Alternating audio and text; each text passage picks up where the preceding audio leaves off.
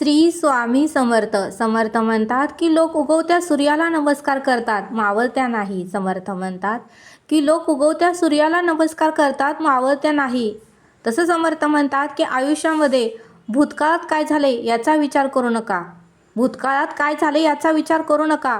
वर्तमान काळामध्ये काय करता येईल याचा विचार करा, असं समर्थांनी आपल्याला ते सांगितलं. म्हणून समर्थ म्हणतात की समुद्रातील लाटेपेक्षा, समुद्रातील तुफान लाटेपेक्षा मनातील विचार फार भयंकर असतात.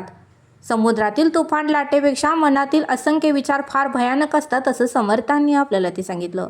म्हणून समर्थ म्हणतात की जीवनामध्ये आयुष्यामध्ये ज्यावेळेस सगळे रस्ते बंद झाले असे वाटतात, जीवनामध्ये आयुष्यामध्ये ज्यावेळेस सगळे मार्ग, सगळे रस्ते आणि सगळी संधी बंद झाली असे वाटते, त्यावेळेस समर्थ म्हणतात की तुम्ही स्वतःचा रस्ता स्वतःच बनवा, असं समर्थांनी आपल्याला ते सांगितलं. त्यावेळेस समर्थ म्हणतात की तुम्ही स्वतःचा रस्ता स्वतःच बनवा.